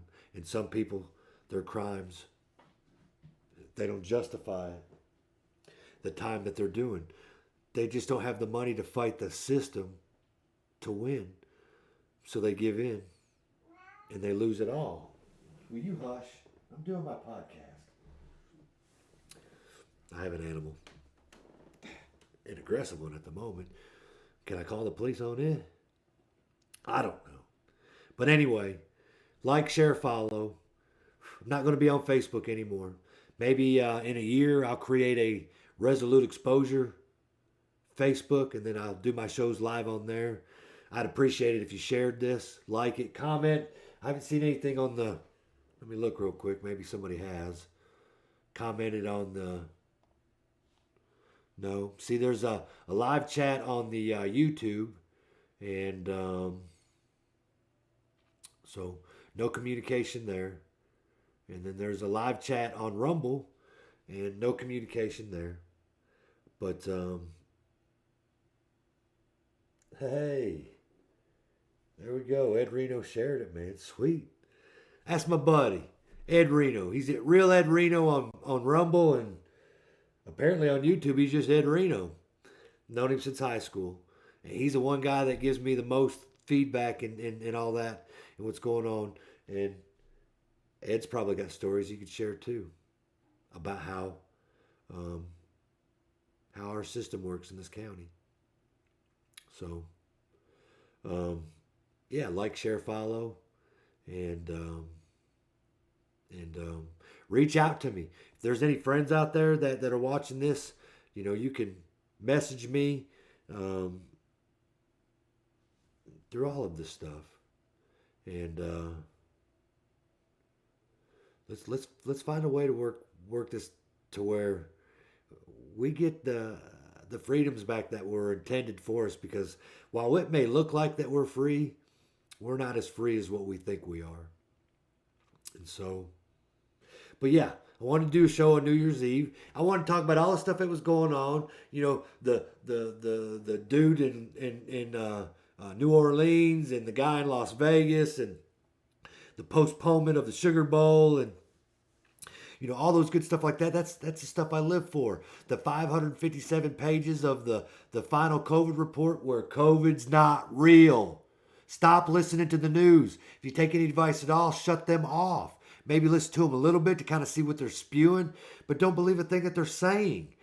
Find podcasts like mine, outlets like mine, the guys that I use, Badlands Media, that are on Rumble, the Chris Pauls of the world, the Burning Brights, the John Harolds, the I don't know, the Anons, when you get on here in on Twitter, like Shadow of Ezra, and I don't know, 17 Absolute, right here, Brendan Dilley, Patrick Gunnels. They're all amazing in what they do. These guys nerd out, man. They seriously get it. Joe Rambo, look at that. These guys, they find all the honey holes. I mean, look at that. There's that Tesla truck that blew up. Look at it right there. Based on the new footage, it looks like the driver was alive at the time of the explosion. Like there's a person inside that vehicle. You know what I mean? Praying medic. I see a driver's head moving. See that? Because they're not telling us the truth. It's a narrative.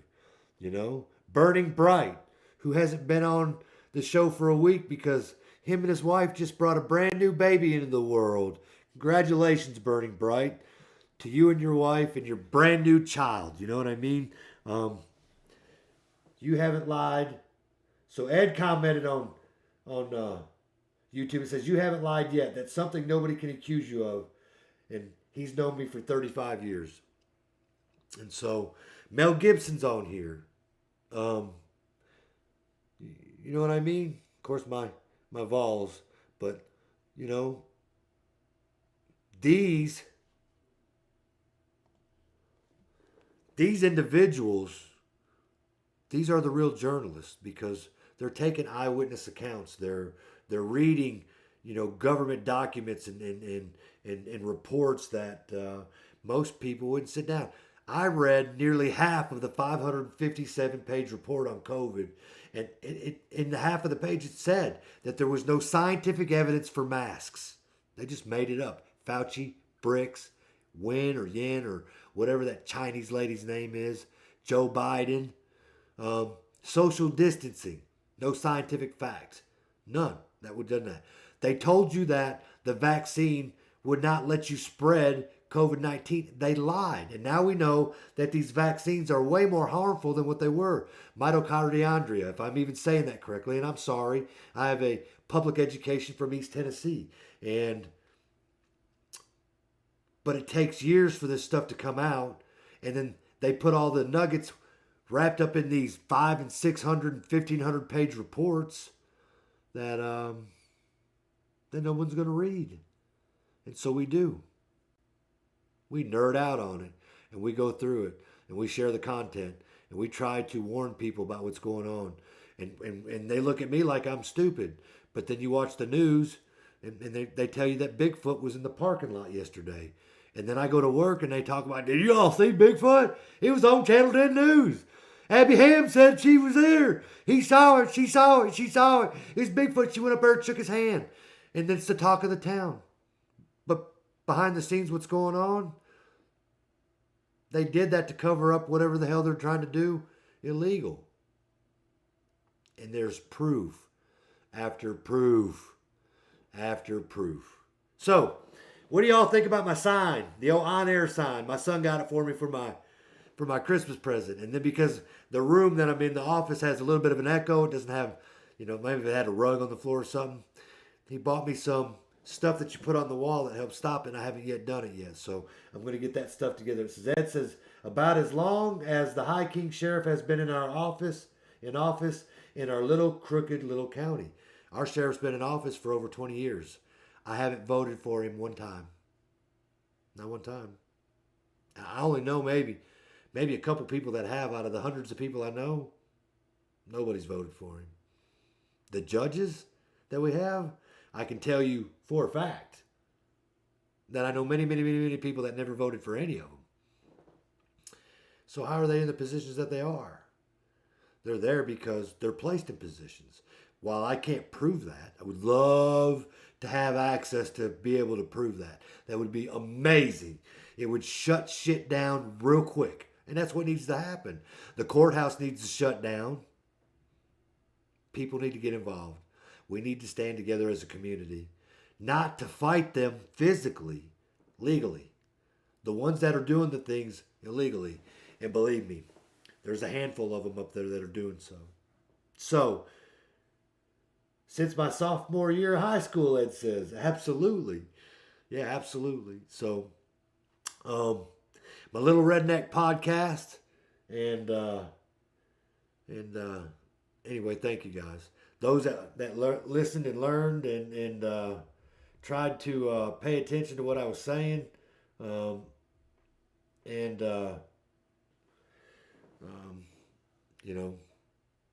hopefully it doesn't get to the wrong people, but we got to stand. And this is my way of standing. I created a podcast because my family got tired of me talking about all politics and complaining and bitching. They're like, dude, why don't you create a podcast? Get it off your chest. And that's what I did.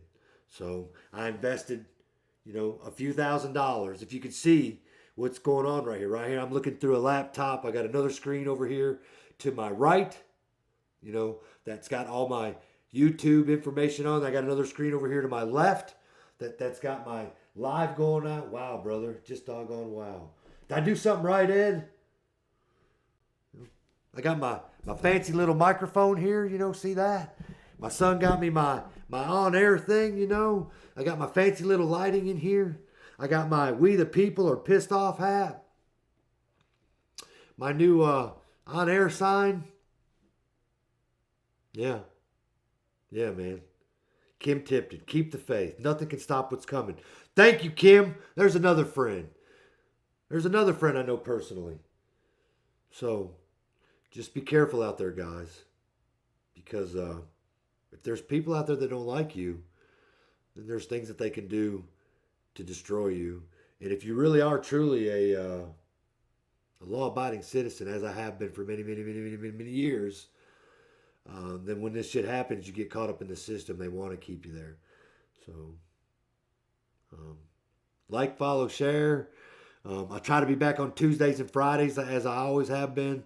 And hopefully I don't go back to jail, guys. So if you don't see me for a while, look me up in Blount County Jail. And if you find out I'm there, then, throw me a $20 calling card so that I can reach out to my family. I know I'm asking for a lot, but that's what it'll be. But we can't carry on like this. We cannot keep carrying on like this. These are laws that shouldn't. They're not real laws, guys. Not at all. They're not real laws at all. They are mandates and that destroy people. And they're allowed to be used because they put you in a position that you have to give up one thing in order to be free. And so, fuck around and find out. Back in the day, I'm 50. I can't fight like that no more. But back in the day. Anyway, I hope it I hope you feel what I'm saying. I hope that you can understand what I'm saying, or connect with what I'm saying, or whatever, because things like this shouldn't happen to good people. Period. So, People on the Porch, they start the show and they end the show. They're a great band, man. They're out of Murfreesboro, Nashville area. They're in Franklin a lot. They're on social media. You can find them on all those social media sites. They have merchandise and CDs and that kind of stuff. If you're into that, those guys are a great group, man. And I want to push them as much as I can. They probably don't need me. They do well without me, because like my little dinky podcast, doesn't. It's not like I got 100,000 followers, But if we had Joe Rogan talking about stuff like this, we had Sean Ryan, Tucker Carlson, some of these guys that have Elon Musk, millions of followers,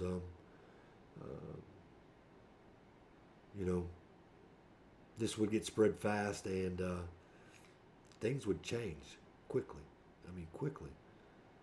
I mean, you saw the, was it 1,500 CR bill, that the 1,500 page CR bill that they were trying to pass? They had all that pork in it, and the one that they passed was like 117 pages, because once it got released to the public, it made its way to X, it made its way to people like me, like John Harold and the rest of them, where they read through it, dug through it, and they found the all the garbage that was in it, and they broadcasted it, on X and Truth and Facebook and everywhere else, and then all of us collectively shared it. See, that's why I say I'm an echo chamber, because I take all their content and I share it, and the more that we do that, the more it gets the word out. And so we stopped that 1,500. When I say we, I mean us as a nation. What do you call them?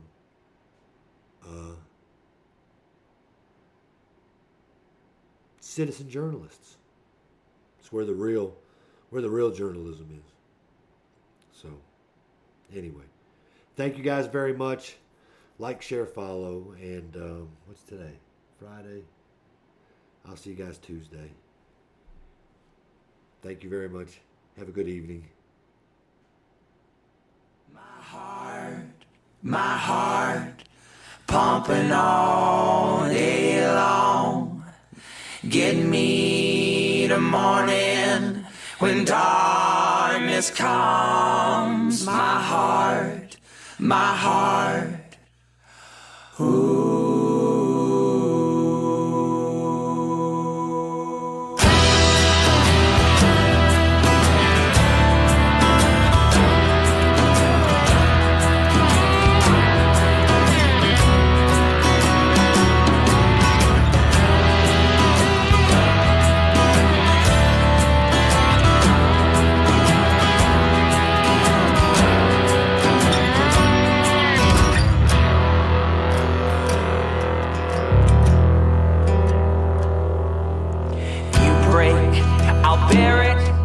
It takes so long to mend.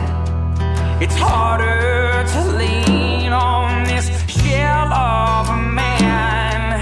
You found love in the Lord, your family and your friends. Could you please pray for me that I can find the same within?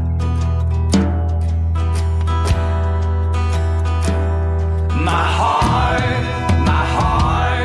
pumping all day long. When the evening comes, please stay strong.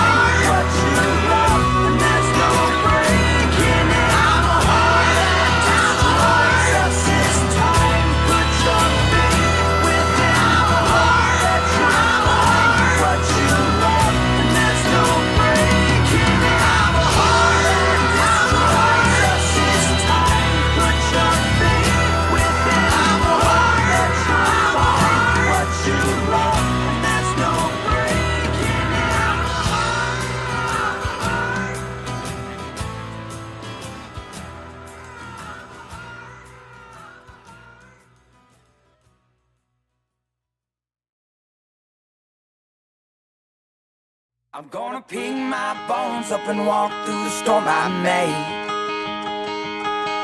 I'm gonna head on home before it gets too late.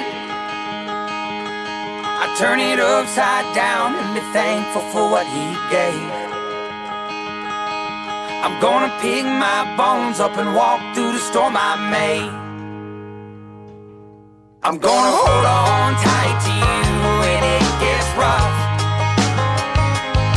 I'm gonna lay down all my cards and call your bluff. Because the one thing in this moonlit room I trust is the beauty of your smile and the warmth inside your touch. Oh, there's nothing like a love, nothing like a love of a woman. The way she holds you tight, way she holds you tight when you need it most. It gives you just that little bit, just to keep on living. And that's when you find out what you're made of.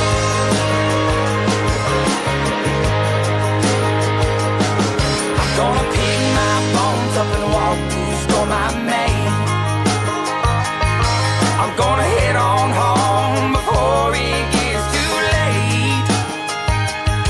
I turn it upside down and be thankful for what he gave. I'm gonna pick my bones up and walk through the storm I made. I'm gonna hold on tight to you when it gets rough. I'm gonna lay down all my cards and call your bluff. Because the one thing in this moonlit room I trust is the beauty of your smile and the warmth inside your touch. Oh, there's nothing like love, nothing like love of a woman. The way she holds you tight, way she holds you tight when you need it most. It gives you just that little bit, just to keep on living. And that's when you find out what you're made of. That's when you find out. That's when you find out what you're made of.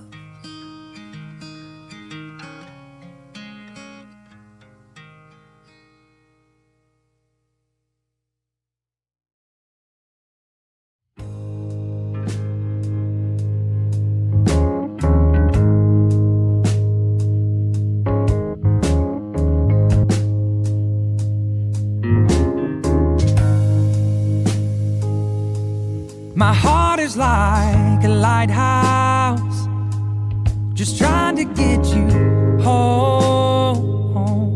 Your soul is like an anchor, just dragging you along. Pay no mind to what I'm saying. I've been drinking all day long. I just wanna hold you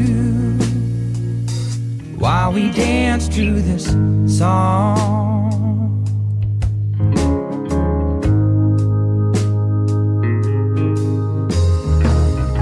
We were younger when we first laid eyes. I was walking up in heaven's skies. How about you? Did you feel it too? I don't believe in love at first sight. Now you make me wanna change my mind. How about you? Oh, how about you?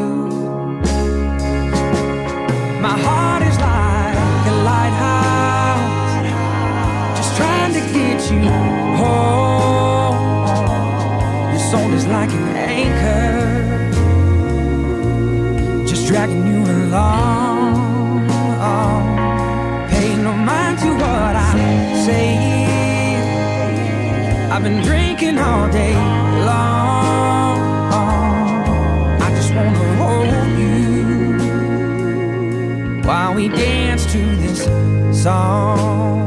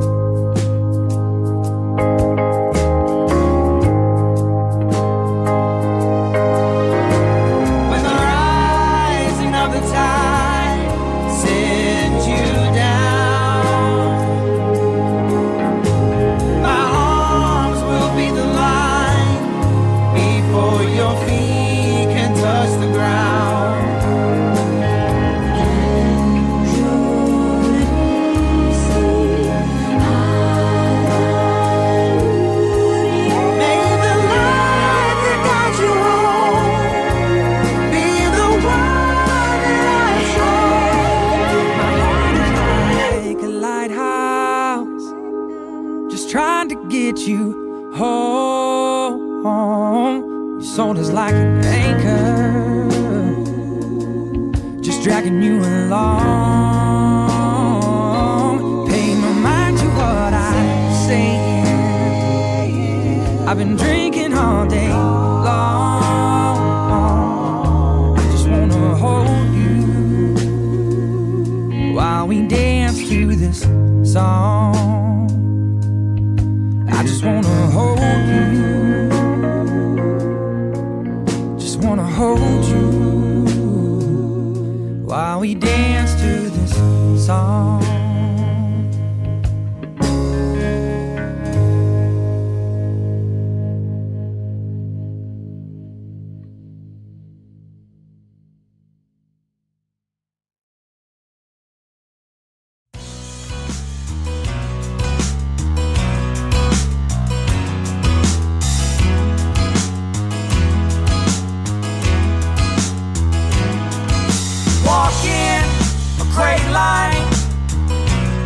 In a world that's black and white,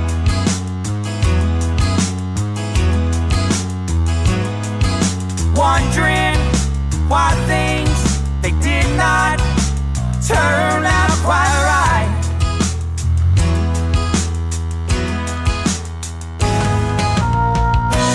Please believe me, please don't leave me.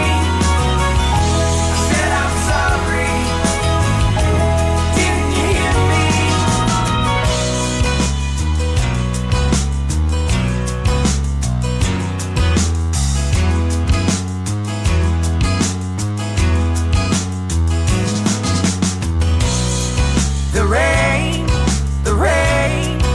The rain is falling slow. It's cold, we know. We're standing in it too. You're there, your hair is soaking wet. Please take my jacket. Take it. Please believe me. Please don't leave me. I said I'm sorry. Didn't you hear me? Please believe me. Please don't leave me now. I said I'm sorry. I said I'm sorry. Didn't you hear me?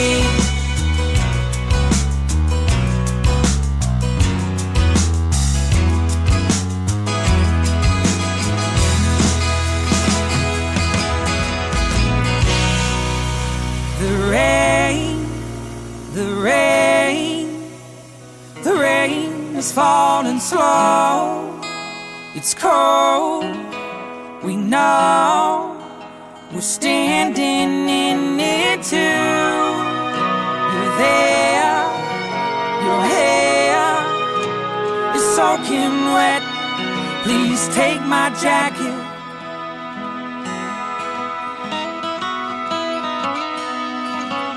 You look better in it anyway. You look better in it anyway. Just take it all.